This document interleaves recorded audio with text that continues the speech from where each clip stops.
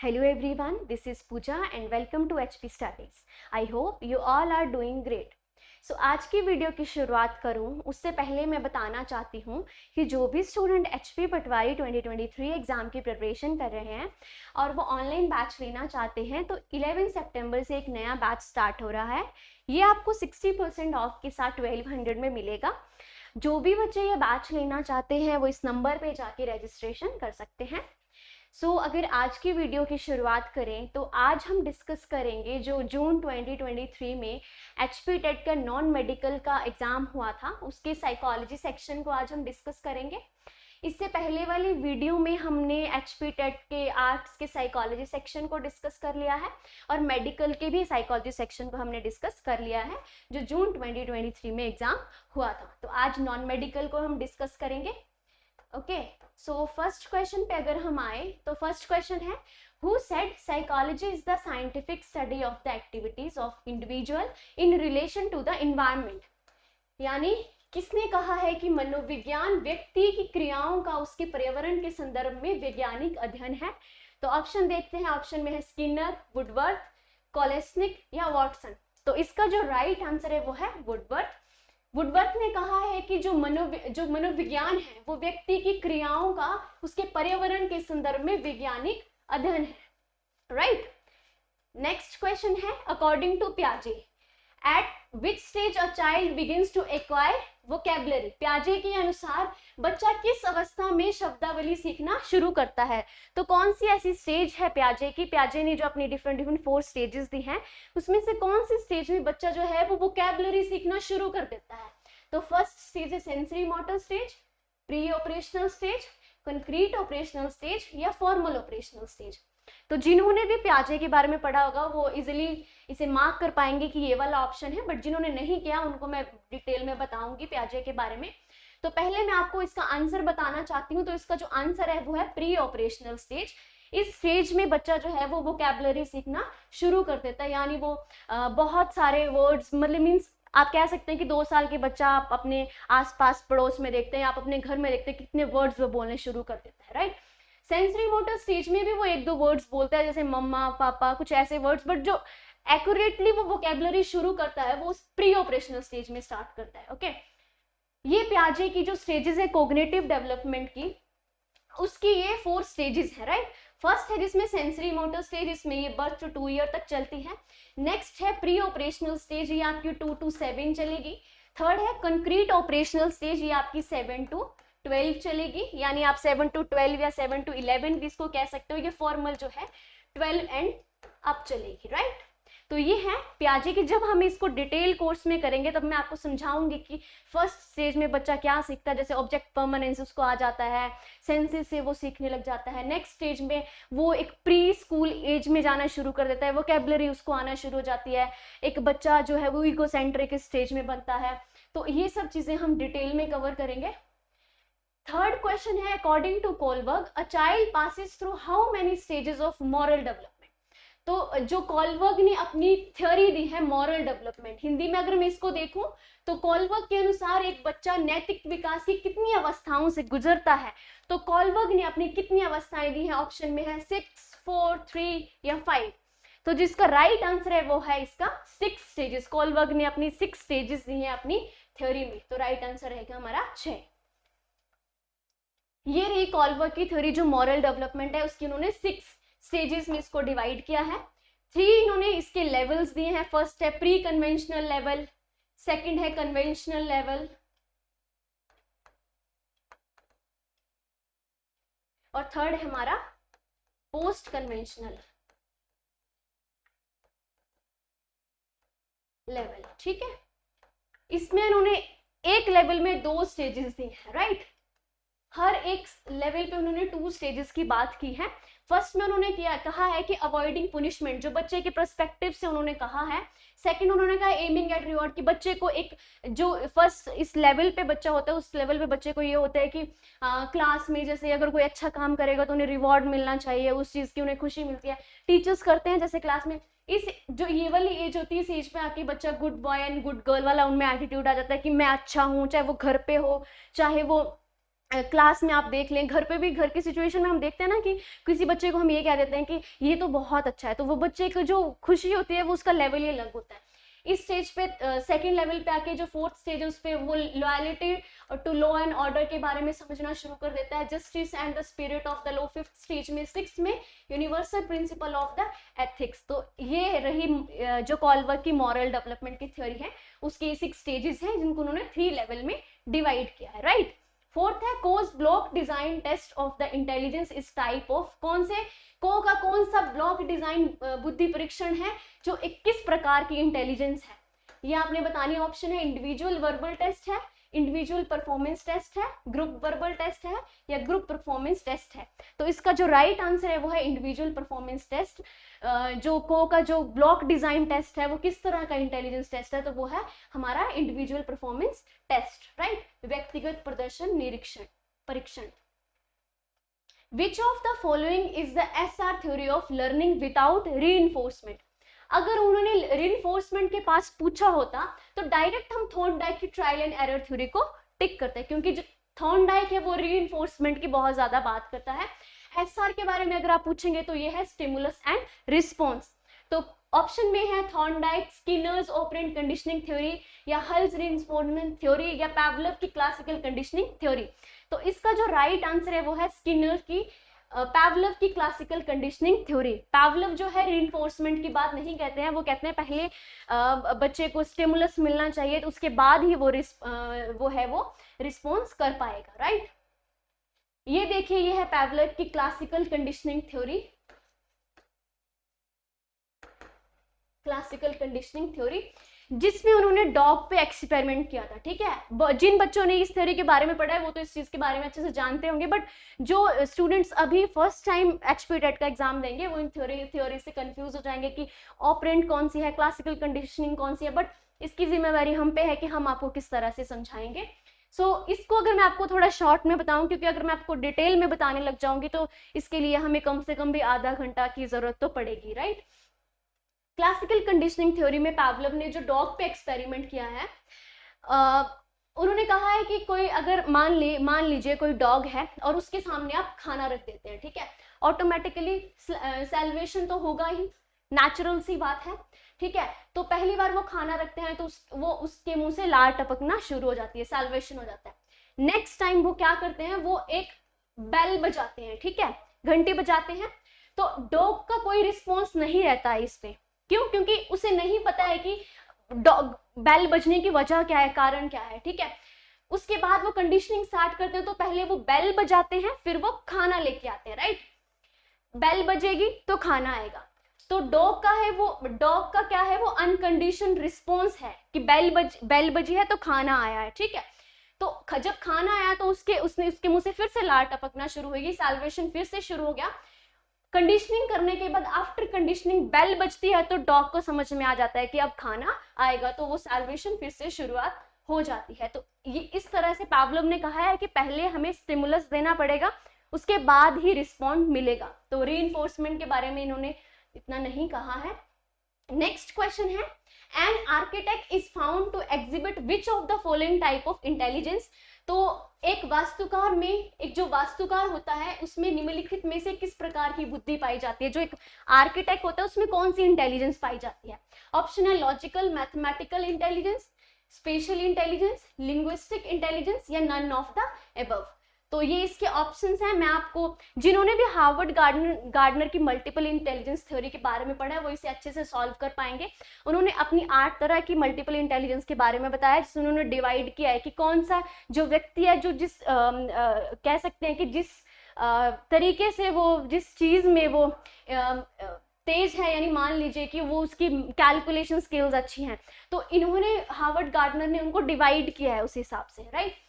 तो मैं आपको मल्टीपल इंटेलिजेंस के बारे में शॉर्ट में बता दूं एक बार। तो इन्होंने हार्वर्ड गार्डनर ने 8 टाइप की मल्टीपल इंटेलिजेंस के बारे में बताया है, जबकि अब ये 9 तरह की हो चुकी है। एग्जिस्टेंशियलिस्ट इसमें ऐड हो चुका है। तो फर्स्ट की अगर मैं बात करूं तो जैसे क्वेश्चन में आया था कि जो आर्किटेक्ट्स होते हैं तो वो किसमें, वो स्पेशल, जिनकी क्या विजुअल लर्नर जो देख के चीजों को एकदम से ऑब्जर्व कर लेते हैं। आर्टिस्ट जिस तरह आप देखते हैं एक बार वो आपको देखेंगे वो आपकी तस्वीर निकाल देंगे, तो ये सब जो आएंगे वो स्पेशल विजुअल इंटेलिजेंस में कवर होंगे, राइट।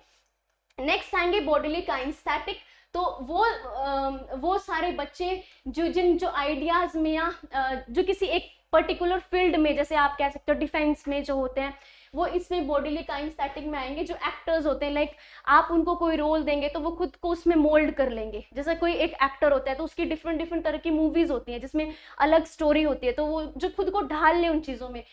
एथलीट जो हमारे होते हैं कि उस जो चीज हमारी बल के साथ इसका प्रयोग हुआ वो हमारा का बॉडीली काइनेस्थेटिक। पुलिस ऑफिसर्स इसमें आ जाएंगे कि कैसी भी सिचुएशन होगी वो उस चीज को कैसे हैंडल करेंगे, राइट। थर्ड है म्यूजिकल में, वो बच्चे जो लिसनिंग और क्रिएटिंग जो रिदम एंड पैटर्न्स में अच्छे होंगे, जिनकी वो स्किल्स अच्छे होंगे, वो बच्चे आएंगे हमारे इसमें। वो कंपोजर बन सकते हैं या डिस्क जो जिनको हम कह सकते हैं, जो सिंगर्स आ जाते हैं इसमें, कंपोजर आ जाते हैं। जैसे कोई गाना आया तो उसके डिफरेंट डिफरेंट कैसे करके आपने उसको राइम्स में लेके जाना है, कैसे उसका एक ट्यूनिंग बनेगी, तो ये सब कुछ इसमें आ जाएगा म्यूजिक में। जो सिंगर्स होते हैं उनमें ये वाली इंटेलिजेंस होती है, राइट। नेक्स्ट होता है लिंग्विस्टिक, इसमें वो आ जाएंगे जिनकी गुड रिटन स्किल्स अच्छी हैं, या जो राइटर्स होते हैं वो हमारे इसमें आ जाते हैं। जैसे जर्नलिज्म में आप देखते हैं कि सिचुएशन कैसी होती है, वो खुद वैसे क्वेश्चंस पूछना शुरू कर देते हैं। या पॉलिटिशियंस इसमें आ जाएंगे।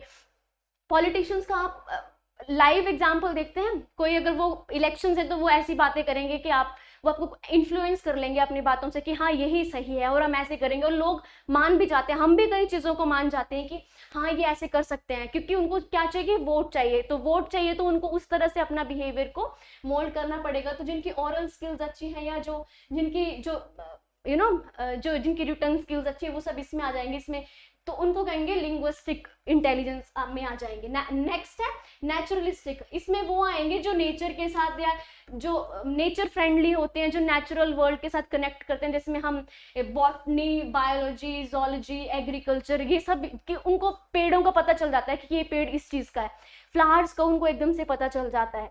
ये सब आ जाएंगे हमारे नेचुरलिस्टिक में, जो नेचर के साथ जल्दी कनेक्ट कर लेते हैं, तो वो इस इंटेलिजेंस में। जो बच्चे जो मैथमेटिक कैलकुलेशंस में अच्छी होगी, जिनकी कैलकुलेशन स्किल्स अच्छी होंगी, इसमें इंजीनियर्स आ जाते हैं। तो ये जो 6 है हमारा लॉजिकल मैथमेटिकल है। नेक्स्ट है काउंसलर या सेल्समैन, जो हमारे इंटरपर्सनल में आएंगे।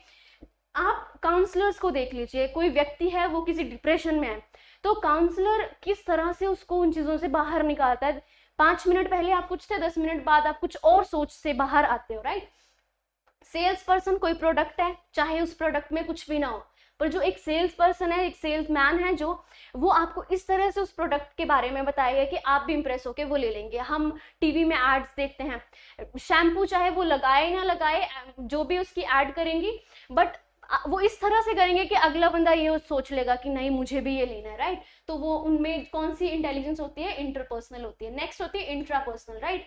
इंट्रापर्सन में वो होते हैं जो अपने माइंड से चीजों को एकदम से बाहर निकालते हैं, जो ओरिजिनल चीजों को बाहर निकालते हैं।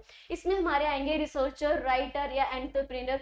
जिसमें राइटर में आप देख लीजिए कि कोई मूवी है तो वो मूवी को जो राइटर होगा जिसने वो मूवी लिखी होगी, तो वो मूवी किसी के साथ मैच नहीं करेगी, वो उसने खुद से सोच के, खुद इमेजिन करके वो चीजें लिखी है, तो इंट्रापर्सनल में वो आ जाएंगे। एग्जिस्टेंशलिस्ट में वो आएंगे जो फिलोसोफर्स होंगे या एंथ्रोपोलॉजिस्ट होंगे, जो एक बड़ी पिक्चर्स को एकदम समझ के, मतलब आप कह सकते हैं ना, फिलोसोफर्स जो होते हैं कि उन चीजों के बारे में बातें करना, राइट। तो ये था हमारा ये क्वेश्चन कि आर्किटेक्ट के बारे में पूछा था, तो वो कौन से में आएंगे, वो आएंगे स्पेशल में, राइट। तो लॉजिकल में मैंने आपको समझा दिया, लिंग्विस्टिक में मैंने आपको समझा दिया। तो जब डिटेल में करेंगे तब इसको अच्छे से कवर करेंगे एग्जाम्पल के साथ। नेक्स्ट क्वेश्चन है who propounded multi factor theory of intelligence, तो बुद्धि का बहुकारक सिद्धांत का प्रतिपादन किसने किया था। तो ऑप्शन है थॉर्नडाइक ने किया था, स्टर्न ने किया था, थर्नस्टर्न ने किया था, या बिने ने किया था। तो जो मल्टी फैक्टर थ्योरी है इंटेलिजेंस की, वो हमें थॉर्नडाइक ने दी थी। इन्होंने 4 टाइप्स की इसमें बात की थी, जैसे इसमें लेवल्स आ गए, रेंज आ गई, एरिया आ गया, या आप कह सकते हैं स्पीड आ गई। तो इन 4 टाइप्स इन्होंने डिवाइड किया था इसको। फर्स्ट था जैसे इसमें लेवल, बच्चे कितने लेवल तक काम कर सकता है, कितनी जल्दी कर सकता है, ठीक है। नेक्स्ट था रेंज, उसकी रेंज क्या रहेगी काम करने की, कौन सी डिफिकल्टी लेवल से वो काम करेगा।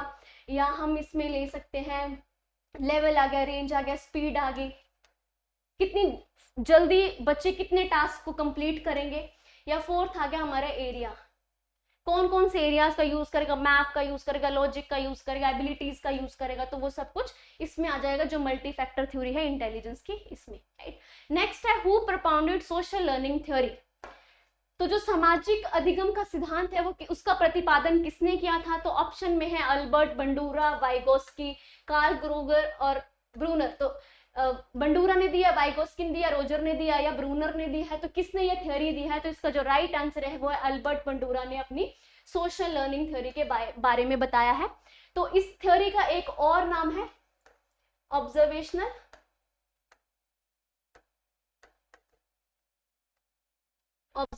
लर्निंग थ्योरी,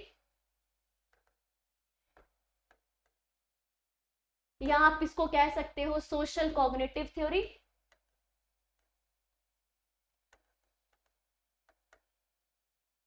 या आप इसको कह सकते हो मॉडलिंग।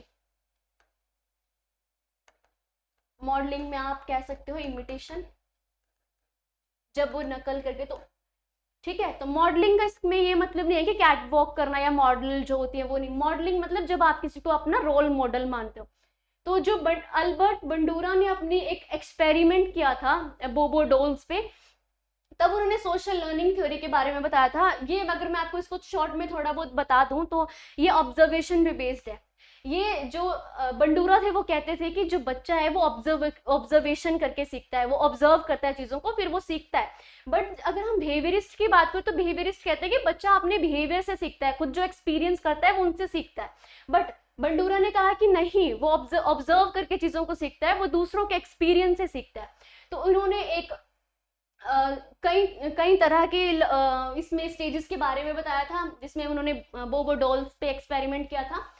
तो उन्होंने कहा था कि बच्चा जो है वो पुनिशमेंट लर्निंग से सीखता है। जैसे मान लीजिए कि आपने पूरी क्लास भरी हुई है और पूरी क्लास शोर मचा रही है, टीचर एकदम से आता है, वो किसी भी बच्चे को चांटा लगा देता है और फिर पूरी क्लास शांत हो जाती है, राइट।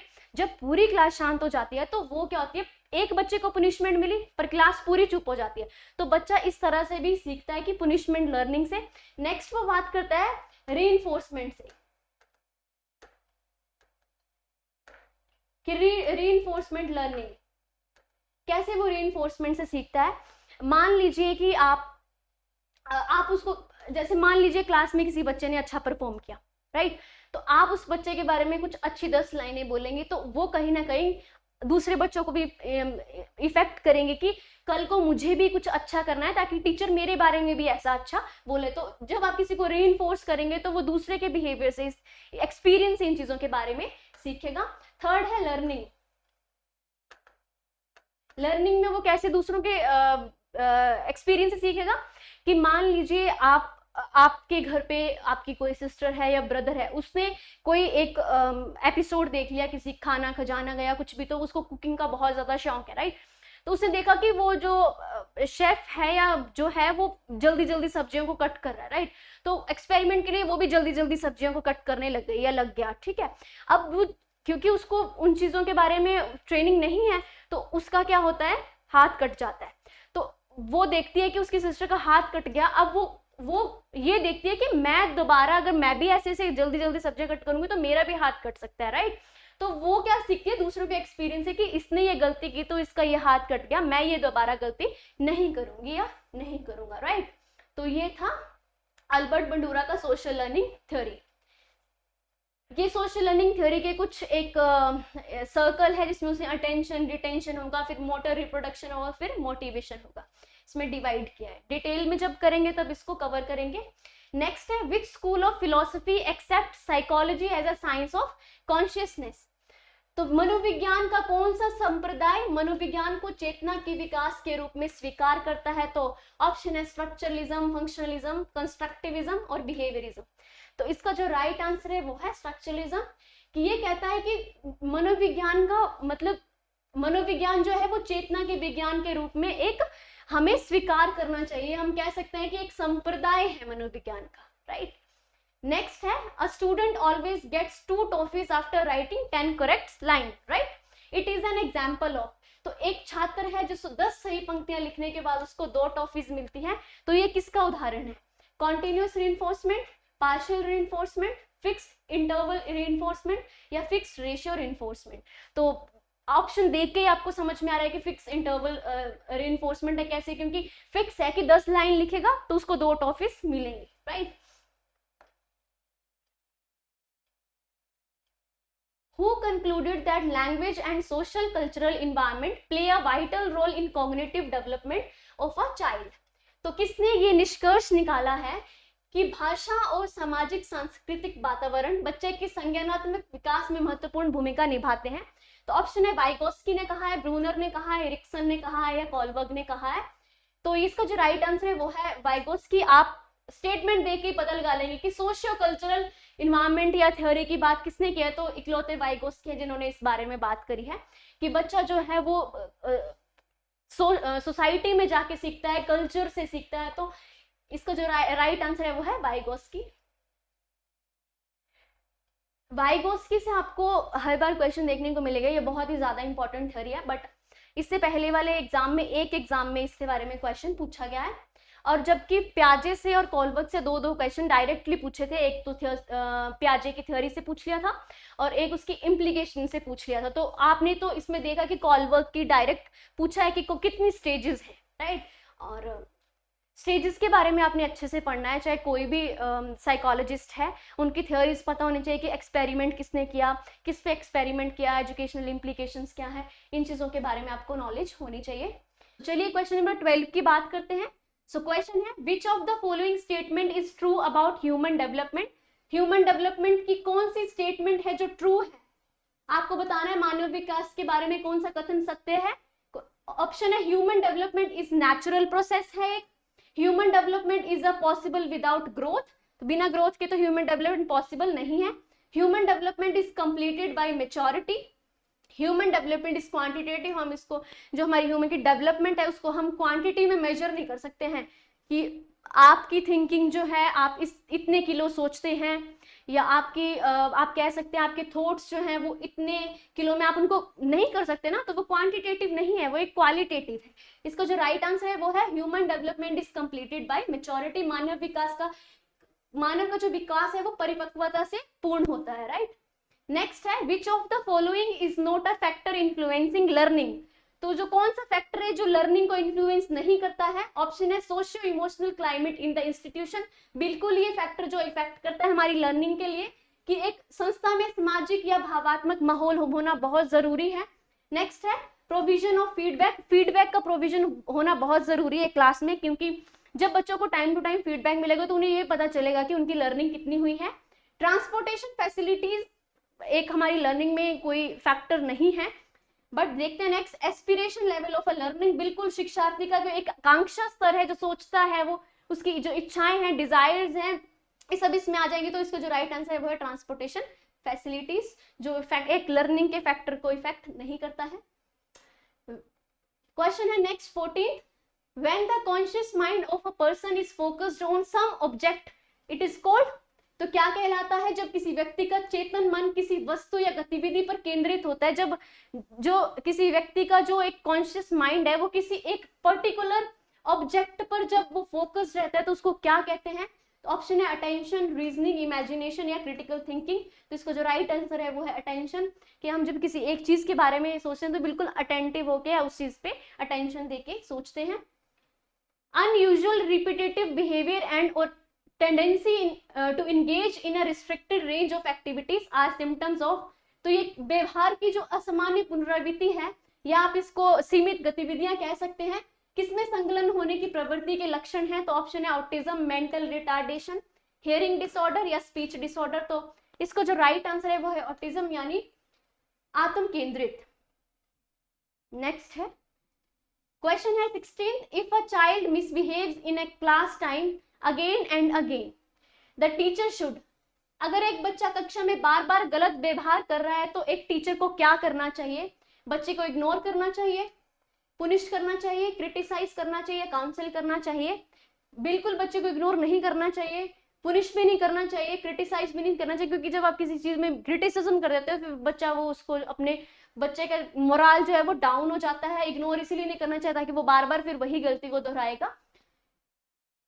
तो इसका जो राइट आंसर है वो है काउंसिल करना चाहिए, ताकि जो बच्चा भी गलती कर रहा है, मिसबिहेव कर रहा है, आप जब उसकी काउंसलिंग करेंगे तो वो दोबारा वो गलती करने के उसके चांसेस कम हो जाते हैं, खत्म हो जाते हैं। नेक्स्ट है which of the following is not a cause child delinquency, तो कौन सा बाल अपराध का कारण नहीं है।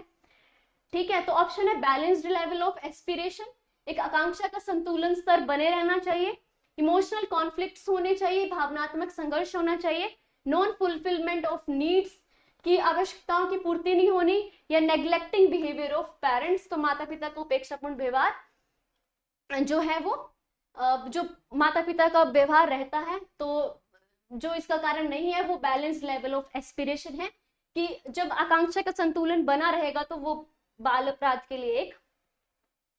18th है which of the following statement about motivation is correct, तो कौन सी अभिप्रेरणा के बारे में निम्नलिखित कथन सही है। तो ऑप्शन है motivation is internal only, external only, motivation is incalculated as a result of some need, motivation is not useful for learning. तो इसका जो राइट आंसर है वो रहेगा हमारा सी, कि motivation is incalculated as a result of some needs, कि आप कह सकते हो कि अभिप्रेरणा किसी आवश्यकता के परिणाम स्वरूप उत्पन्न होती है। Right, positive transfer of learning is possible when, तो सीखने का जो सकारात्मक हस्तांतरण है वो कब संभव होता है, जब the task are similar, the task are contrary, the task are activity based, या ऑल ऑफ द अबव। तो कब होता है जो सकारात्मक हस्तांतरण सीखने का बच्चे का, जब आप उन्हें समान कार्य देंगे तब। 20th क्वेश्चन है providing knowledge of result to students will, कि जब आप छात्रों के परिणामों का ज्ञान प्रदान करते हैं तो वो क्या कहलाता है। डिस्करेज लर्निंग करता है, प्रमोट लर्निंग, सपोर्ट लर्निंग, या डाइवर्जन लर्निंग, कि आप जब बच्चों को उनका रिजल्ट प्रोवाइड करते हैं बच्चों को उनके स्टूडेंट्स के बेसिस पे, तो क्या कहलाता है। तो इसका जो आंसर है वो है प्रमोट लर्निंग, लर्निंग को प्रमोट करता है जब आप उनको ये बताते हो कि आपने जो लर्निंग की है उसके ये रिजल्ट रहे हैं। राइट, 21st है cause effect relationship is studied through which of the following method, तो जो कोज एंड इफेक्ट रिलेशनशिप है वो कौन सी विधि में हम इसका अध्ययन करते हैं। तो ऑप्शन है ऑब्जर्वेशन मेथड में, क्लिनिकल में, केस स्टडी मेथड में, या एक्सपेरिमेंटल मेथड में। तो इसका जो राइट आंसर है, जिसमें जब हम कोज एंड इफेक्ट को स्टडी करते हैं, कि पहले हम उसके कोज के बारे में जानते हैं, फिर उसके क्या इफेक्ट्स रहते हैं, या पहले क्या इफेक्ट्स थे फिर उसका कोज निकालते हैं, तो ये जो रिसर्च है ये हम एक्सपेरिमेंटल मेथड में कवर करते हैं। राइट, प्रयोगात्मक विधि में। नेक्स्ट क्वेश्चन है dash is not an element of creativity, तो जो क्रिएटिविटी का एलिमेंट नहीं है, मेमोरी नहीं है, फ्लुएंसी नहीं है, फ्लेक्सिबिलिटी नहीं है, ओरिजिनलिटी नहीं है। तो फ्लुएंसी, फ्लेक्सिबिलिटी और ओरिजिनलिटी जो है वो एक क्रिएटिविटी के एलिमेंट्स हैं। तो जो हमारा राइट आंसर है वो है हमारा मेमोरी, मेमोरी जो है क्रिएटिविटी का एक एलिमेंट नहीं है।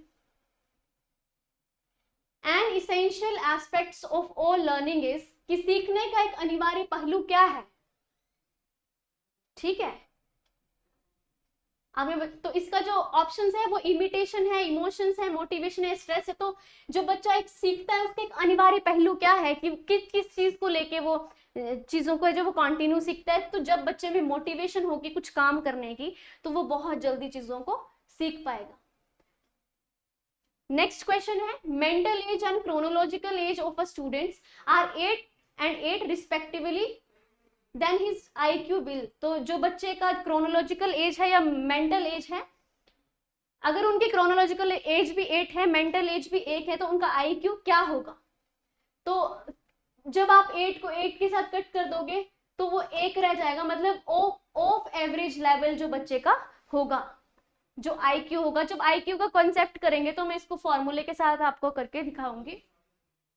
25th क्वेश्चन है which of the following is not a function of educational psychology, तो एजुकेशन साइकोलॉजी का फंक्शन कौन सा नहीं है, शैक्षिक मनोविज्ञान का कार्य नहीं है। ओके, सो ऑप्शन है to provide knowledge on a child development, कि बच्चों को नॉलेज प्रोवाइड करना चाइल्ड डेवलपमेंट पे बिल्कुल इसका एक एजुकेशन का फंक्शन है।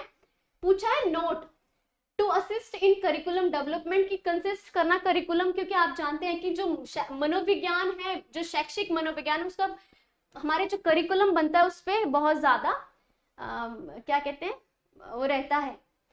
To analyse the relationship of a person with other members of his society, to help identifying suitable methods of a teaching, बिल्कुल हमें आइडेंटिफाई करने चाहिए जो मेथड्स हैं, सुटेबल मेथड्स रहते हैं टीचिंग के। तो इसका जो राइट आंसर रहेगा वो रहेगा 3, कि टू एनालाइज द रिलेशनशिप, की जो कोई व्यक्ति है उसको उसके समाज के सदस्यों के साथ हमें क्या करना है, उसके संबंधों को विश्लेषण नहीं करना है। तो उन्होंने पूछा है नहीं है जो उसके बारे में। नेक्स्ट क्वेश्चन है, in some cases children show some less mental ability as compare to their parents and vice versa, this rules of heredity is known as, कि कई बच्चे होते हैं कुछ मामलों में वो अपने माता पिता की तुलना में कम मानसिक क्षमता दिखाते हैं, इसके विपरीत अनुवांशिकता के कौन से नियम को क्या कहा जाता है? तो इसकी जो कौन सा नियम है, लॉ ऑफ रिजेम्बलेंस है, लॉ ऑफ वेरिएशन है, लॉ ऑफ मेंडल है, या लॉ रिग्रेशन है? तो इसका जो राइट आंसर है वो है लॉ रिग्रेशन। ठीक है। 27, a motivated behaviour is directed toward, जो अभिप्रेरित व्यवहार है वो किसके लिए केंद्रित होता है? ऑप्शन है रिस्पॉन्स के लिए, गोल के लिए, ऑब्जेक्ट के लिए, या रीइंफोर्समेंट के लिए। तो इसका जो राइट आंसर है वो है गोल के लिए। गोल के लिए जो एक मोटिवेटेड बिहेवियर है उसका जो डायरेक्शन रहती है वो हमेशा उसके गोल्स को लेके रहती है, राइट।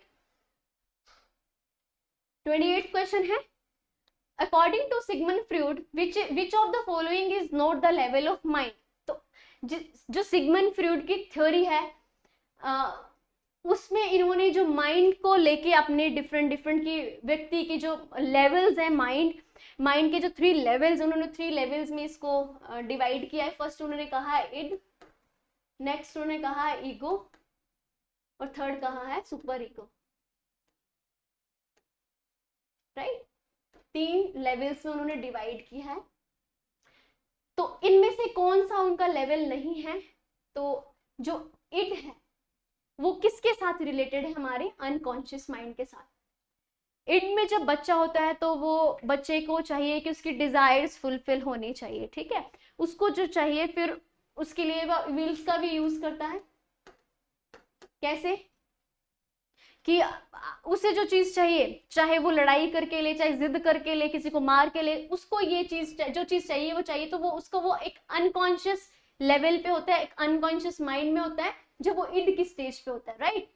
सेकेंड है हमारी, अगर हम सुपर ईगो की बात करते हैं तो सुपर ईगो की जो स्टेज होती है एक जो व्यक्ति की, उसमें वो होता है कि नहीं, जो चीज मेरे लिए सही नहीं है वो चीज मुझे नहीं चाहिए। इस एज पे आके जो व्यक्ति है वो वैल्यूज की बात करता है, ठीक है, वैल्यूज, उसके बिलीव्स क्या है उनके बारे में वो बात करता है कि जो चीज मेरे लिए नहीं है वो मुझे नहीं चाहिए।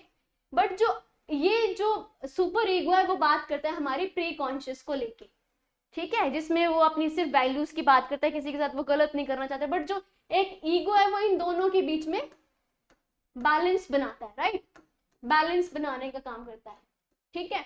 कि जैसे ईग कहता है मुझे ये चीज चाहिए, बट ईगो कहते हैं नहीं ये मेरे लिए गलत है, मुझे ये चीज नहीं चाहिए। तो ईगो एक बैलेंस बनाएगा, उसको एक बैलेंस के फॉर्मेट में रखेगा कि हाँ जो चीज चाहिए उसको हम किस और तरीके से ले सकते हैं, राइट।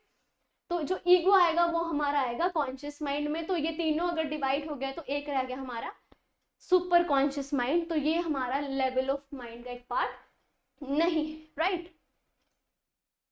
29 क्वेश्चन, ये फ्रॉइड की इस तरह से इन्होंने डिवाइड किया है, कॉन्शियस, प्री कॉन्शियस या सब कॉन्शियस। इसमें हमारा प्री कॉन्शियस हमारा इड में आ गया, कॉन्शियस हमारा ईगो में आ गया, और ये हमारा आ गया सुपर ईगो में, राइट। फ्रॉइड की जब साइको एनालिटिक थ्योरी करेंगे तो उसमें कवर करेंगे। डिस्ग्राफिया एक क्या है? अर्थमेटिक डिसऑर्डर है, रीडिंग डिसऑर्डर है, राइटिंग डिसऑर्डर है, नन ऑफ द अबव है। तो जो डिस्ग्राफिया है ये एक राइटिंग डिसऑर्डर है, जब एक व्यक्ति को लिखने में प्रॉब्लम्स होती हैं, मतलब वो अच्छा उसे लिखने में दिक्कत आती है जब, तो वो आता है हमारा डिस्ग्राफिया में। आप इसे ग्राफ से याद रख सकते हैं कि ग्राफ बनाना, ग्राफ के ऊपर ड्रॉ करना, या कुछ भी आप कर सकते हैं, पैराग्राफ से इसको लर्न कर सकते हैं।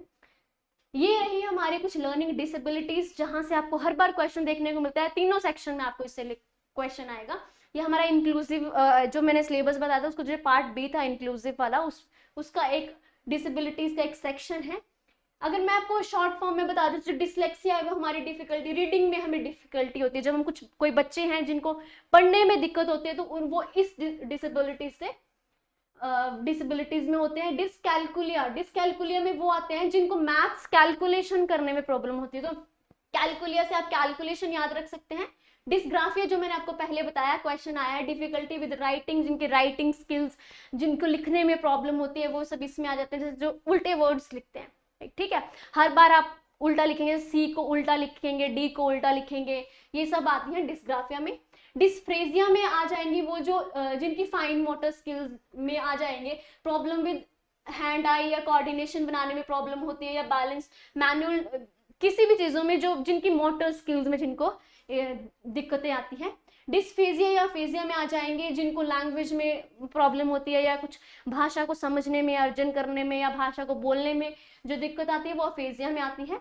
ऑडिटरी प्रोसेसिंग डिसऑर्डर वो होते हैं जिनको सुनने में, हियरिंग डिफरेंसेस बिटवीन साउंड, जो साउंड को समझ नहीं पाते हैं, ठीक है, जिनको इसमें प्रॉब्लम आती है वो इसमें आते हैं।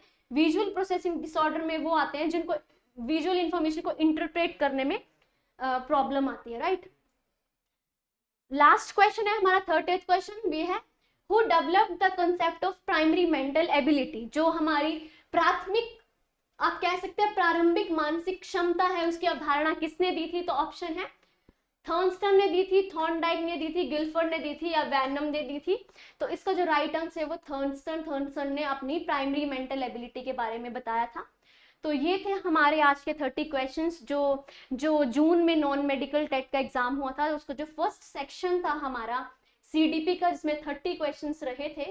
तो आज हमने सीडीपी के 30 क्वेश्चंस को डिस्कस कर लिया है।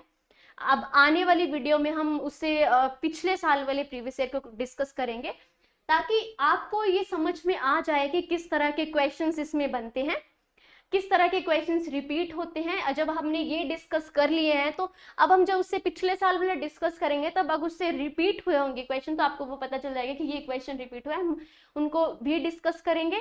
ठीक है, जिन्होंने सिलेबस वाली वीडियो नहीं देखी है वो सिलेबस वाली वीडियो जरूर देखें, क्योंकि आप एक बार सिलेबस नोट डाउन कर लेंगे अपने सामने, फिर क्वेश्चन को डिस्कस करेंगे तो आपको पता चल जाएगा कि ये इस वाले टॉपिक से क्वेश्चन पूछा गया है और इस वाले थ्योरी से ये क्वेश्चन आया है।